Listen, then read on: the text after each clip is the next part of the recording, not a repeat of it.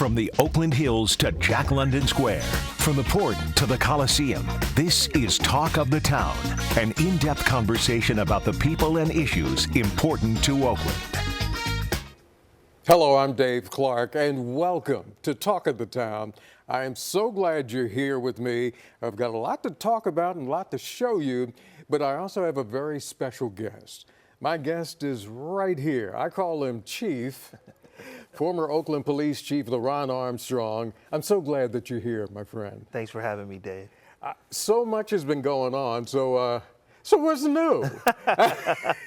Well, for me, it's time for me to take on a volunteer opportunity to give back to the community. And yeah. I'm doing that by assisting coaching at Bishop O'Dowd High School for the men's basketball team. And so it really is something that I have a passion for. Most people know that I started off in West Oakland playing basketball at McClymonds High School and eventually played in college at Sacramento State. And so really basketball is central to who I am.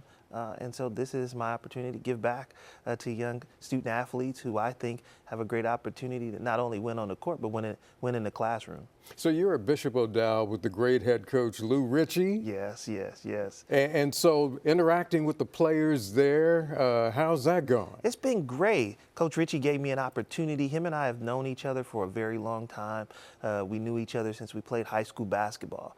And he and I had many conversations, even when I was chief, about, Chief, you should come out and help out. You should come talk to the young boys. And I would often say, yeah, Lou, yeah, I'll take that opportunity.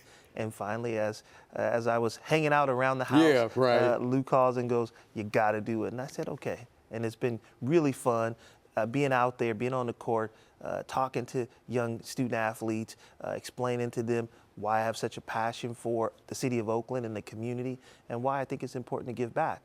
And this is an opportunity for a volunteer opportunity to hopefully impact some young people's lives. And people, when they see you on the streets, now we hear people raising your name all the time, and we'll talk about many things, but what are people saying to you?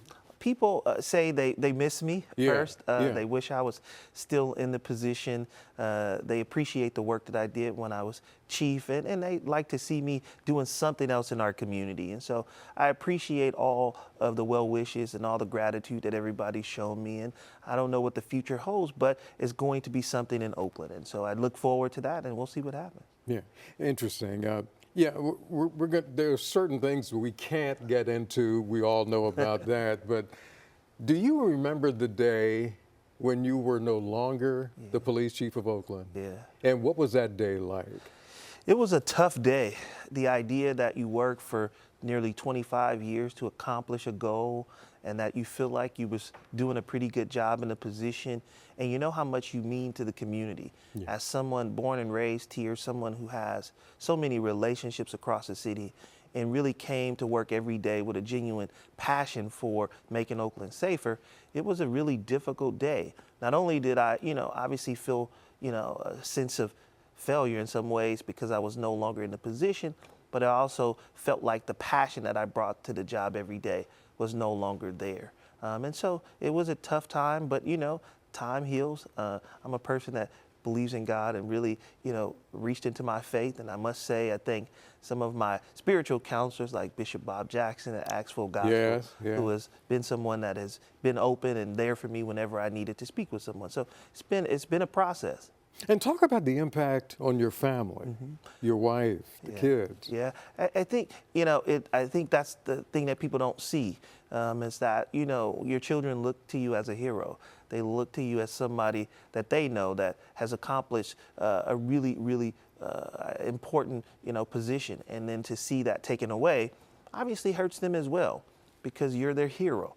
And so it's difficult having those conversations with your children about what's happening and why it's happening.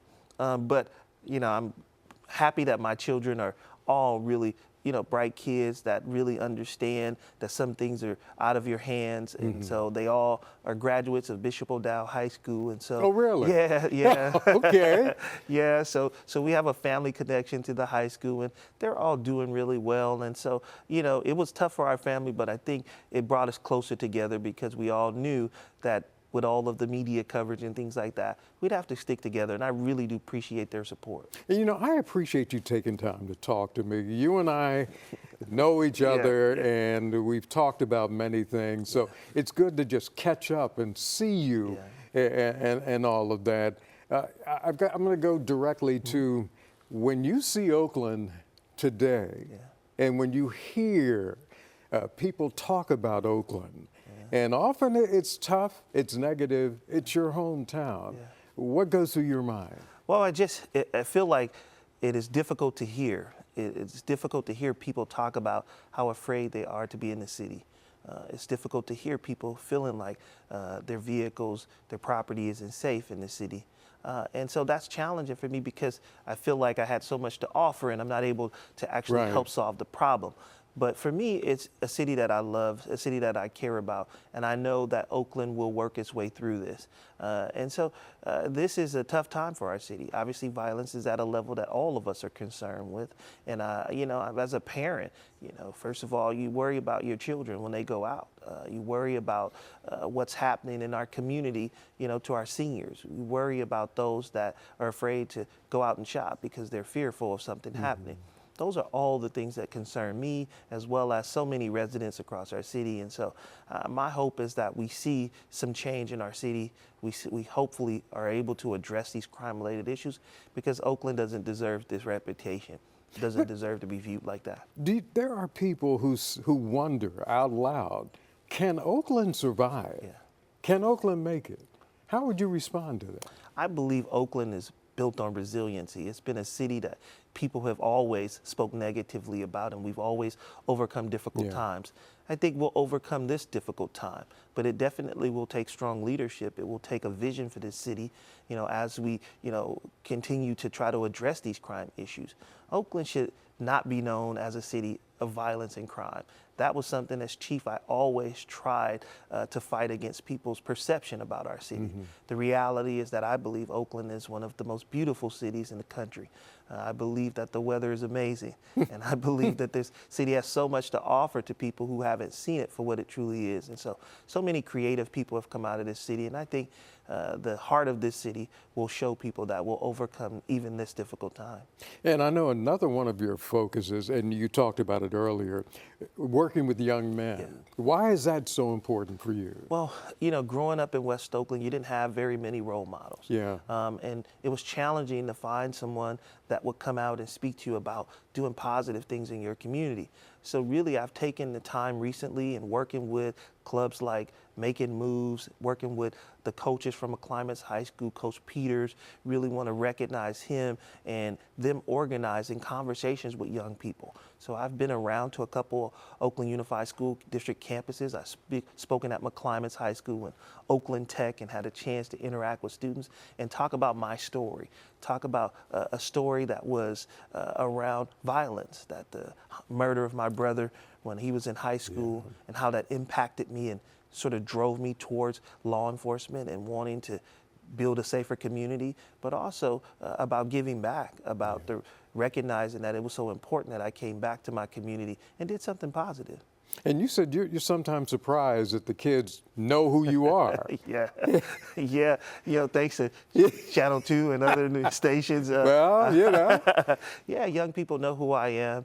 They obviously have seen me on TV, but they also get a chance to meet me personally. I've always been someone that was out in the community building relationships with people because I believe that that's how you create the future police officers that you'd like to see, is encouraging people from our community, particularly young people, to take on these very critical positions in our community. And so we hope to see some of these young people decide to join law enforcement in our city. Again, we have parameters of what we can talk about right now, but could you see yourself in politics one day? You know, I don't know what the future holds. Right. It's challenging. I think obviously being a chief of police puts you in somewhat of a political position. It's a high-level position in the city of Oakland. You know that politics plays a role in law enforcement, in decisions that impact law enforcement. And so I think the future, you know, is something that I'm not sure about, but it's definitely something that I'm open to. Interesting. How do you sleep at night? I mean, and I don't mean in a bad way. Do you relax now? Are you more relaxed now? How do you sleep? Yeah, I must say I am more relaxed. Yeah, right, right. My life is a little less stressful because it's a challenging job. Being the chief of Oakland is really challenging. It brings a lot of stress. So I do, sleep well at night. I rest a little better at night. But also, things still bother me. I mean, obviously, when I read the stories of things that are happening in our community, they definitely touch a place in my spirit, in my heart, because I care about this city and I care about the people in this city. And when something tragic happens, that matters to me. Specifically, carjackings. I mean, young men just smash and grab, the retail and all of that. Yeah. That's got to hit you. Yeah. Right here. Yeah. When you see that, and it's happening all the time, broad daylight, and consistently. Yeah, it is really a problem. And I think there has to be some level of accountability. And accountability doesn't always have to mean that someone's going to jail.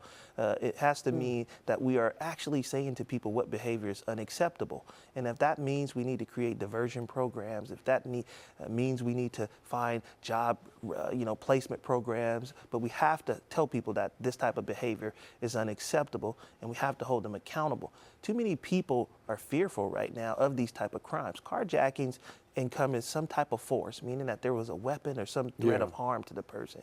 And we oftentimes forget about the trauma that's left on the victims. I've talked to people who have come up to me in grocery stores and said, Chief, I was robbed and I can't sleep at night. I'm fearful of coming out. It's people who have told me, hey, I can't feel comfortable parking my car anywhere. I mean, I understand how and they the feel. business owners. Yeah. I mean, people afraid to. Watching businesses leave our city, I've had business owners contact me and say, it's really difficult for me to have to make this decision to leave the city of Oakland, but nobody's coming because the city's not safe. And so those are things that are obviously near and dear to me. One, Oakland to be a safe city. One, people to feel comfortable coming here. And so I just hope that there's some solutions on the horizon, but accountability is critically important, that those engaged in those crimes must know that that behavior won't be tolerated in this community. When people still call you chief, how's it feel? It feels like a title taken too soon. And so it's something that I'll carry with me forever. We always say once you've been a chief, you're always a chief. But I think it really goes to the relationship that I have with the city of Oakland. That people oftentimes say you're my chief, and that means to me that they knew how much I cared about them and how much every day I came to the job trying to do the best I can to make the city safe, and that's meaningful to me. Yeah. How much did it help you after you were no longer chief to have your strong wife with you? It meant everything. Yeah. Someone that was there that understood, as, someone that's also in law enforcement, she knew exactly how I felt. Someone who has been in policing for a very long time. You've committed half your life to a career, and to have it taken away, she knew how difficult it was for me. And so she did everything she could to sort of take my mind away from the things that were happening in the community, took me on a couple vacations and trips so I could do something else. Yeah. And that meant a lot, getting away and having the opportunity to decompress. She oftentimes would tell me that, don't blame the community, don't blame the people, because the people really care about you. And I thought that meant a lot as well. So having her by my side was critically important, especially during this time. And how important the speaking engagements you're doing, going to schools, how has that changed your life? Well, it allows me to talk about my story. It allows for people to connect with me on a personal level. People oftentimes look at the uniform and determine that that's who this person is. This person's a police officer. But when they actually hear your story and they're able to humanize you and see that, hey, he's just like, you and I. He grew up in these difficult and sometimes challenging communities as well, and he overcame those things. I often talk about, the place that I grew up in, West Oakland, was challenging, but it built a tremendous, amount of resiliency, the ability to overcome things, the ability to deal with difficulty. And I even think through all the things I've been through over this year, that's what has allowed me to overcome these things, is my upbringing and how resilient I am because of going to McClymonds High School and the challenges that come with just being a student athlete there. Wow. Throughout your career, outside of the change of no longer being the police chief, what was the toughest thing about being a police officer, or what you've seen, what you were around? What was the main that pops into your head? You know, I don't know if it was a crime scene or whatever. What was the toughest thing? I think the toughest thing was that you were around so many good people that come to work every day to do the job the right way. And oftentimes, one incident, no matter where it happened across this country, would tarnish the reputation of all of us. And you would see so many police officers that you knew were good people that were going out there doing a very difficult job, feel defeated because they were being portrayed, you know, as a negative person or somebody who was, you know, obviously engaged in some type of behavior, you know, because of what people saw in other places. And so, you know, I would oftentimes try to turn that into, you know, an opportunity to say to people that that's not who we are, to speak openly about when you see misconduct or you see brutal force being used, to say that behavior is unacceptable. But that is challenging, though, because as somebody who was out there for many years, when I would see incidents happen, I'd go, that's not who I am. I would never engage in that type of behavior. But to hear people portray me as that because of the uniform was oftentimes deflating. Yeah. Was racism a part of your career? Yeah, I mean, I think race is a factor. I think, you know, when you enter, you know, this profession comes with a history. And you work hard to try to overcome those things. And one of the things I was passionate about in the Oakland Police Department was having difficult conversations, talking to people, particularly officers, about how race impacts their decision making.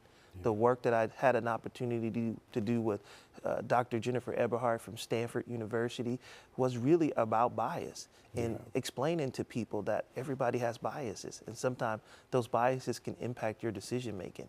And really having those kind of conversations to say that we all have to, you know, be willing to have these difficult conversations about race because it is a factor. But until we can begin to address those things about what leads to poor decision making, then you don't be able to change your behavior. Yeah. I know it's difficult to talk to people, particularly in sensitive situations like this, but could you talk to any other police chiefs around the Bay Area or even around the country? Just to, hey, look, this is just you and me talking, and it stays right here. Were you able to find someone you could talk to?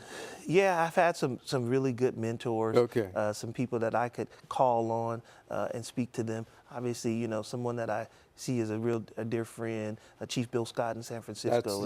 Is a great man. Is a great man. You know, Ron Davis, the U.S. Marshal, another is also great man, a very good mentor to me. And so those, you know, were people that I call on, that I reach out to and speak to. Also, you know, there's a great woman in Oakland that runs Oakland Power. Her name is Margaret Dixon.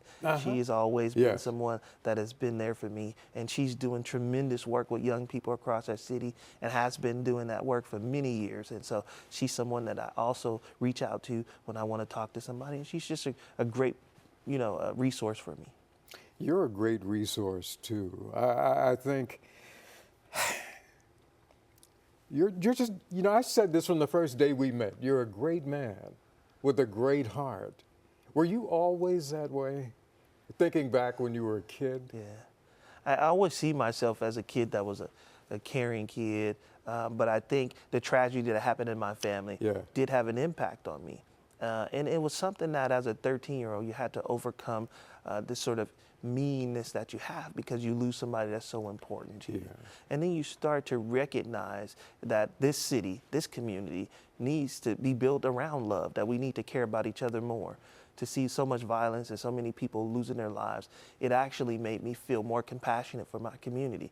And so when I would interact with mothers who were victims of violent crime, I would oftentimes speak to them and tell them how I understood how they felt and how I really did care about them and wanted to see the pain be able to go away, but it's a difficult situation to be in. Obviously, my family still deals with it. It's something that you never get over. But the question is how do you be able to move forward? And you move forward by putting a tight circle of people who care about you around you, and hopefully they continue to support you as you sort of strengthen yourself to kind of move on. Chief, as we begin to wind down, you lead me to something else. To me, and I think to many people, Oakland needs to be rebuilt. Yeah. Needs to be rebuilt. Yeah. Do you see yourself as being a part of that? And how would you rebuild it? I mean, it's a turbulent time. Yeah. But what do you think you could do? Well, I do see myself as being a part of any rebuild in Oakland, and I think it is about bringing this city together. It is about unity. It's about hearing each other's voices and recognizing that we all care about Oakland.